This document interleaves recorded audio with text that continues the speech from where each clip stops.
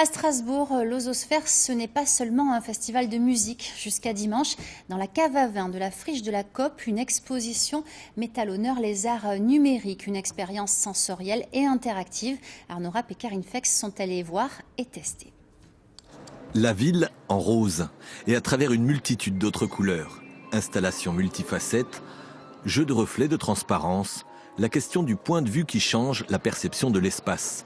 Voici écran numéro 3 d'Étienne Ray. C'est une pièce qui accumule à la fois reflets et transparence, et donc un jeu sur l'intérieur et l'extérieur étant le paysage du port de Strasbourg.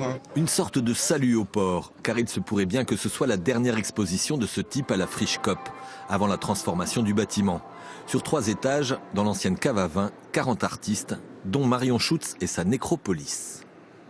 Finalement, c'est de l'architecture, mais de l'architecture expérimentale, c'est un jeu d'architecture. Donc ça sert plus à poser des questions sur ce qu'est l'architecture qu'à la représenter ou qu'à en faire un objet qui va avoir une utilisation formelle ou concrète. Croisez ici et là des chaises en toute liberté, un piano qui révèle la couleur de votre âme et ce cocon en parapluie. Ça fait vraiment plaisir d'avoir des animations dans un lieu comme ça. Je pense que c'est très important d'utiliser les lieux désaffectés comme ça et de ne pas rien en faire.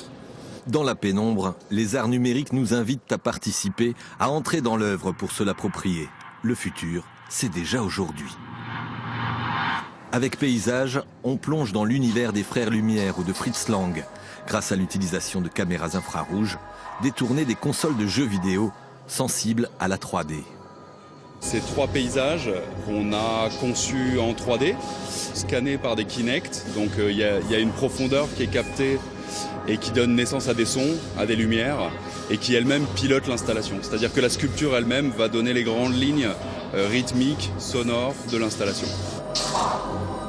On rentre dans ce bâtiment, on vit toute une série d'expériences avec les œuvres et c'est de ce scénario-là que l'on fait au fur et à mesure du parcours, que l'on garde sans doute une trace, un souvenir et que ça augmente le regard qu'on peut avoir sur la ville que l'on habite et sur l'époque. Entrée libre, l'exposition intitulée Machine à ville est visible de midi à 22h tous les jours jusqu'à dimanche inclus. Et c'est noté. Tout de suite, c'est Rundum, dernier épisode de la série sur le village de Lorvillers. Je vous souhaite une très bonne journée sur France 3.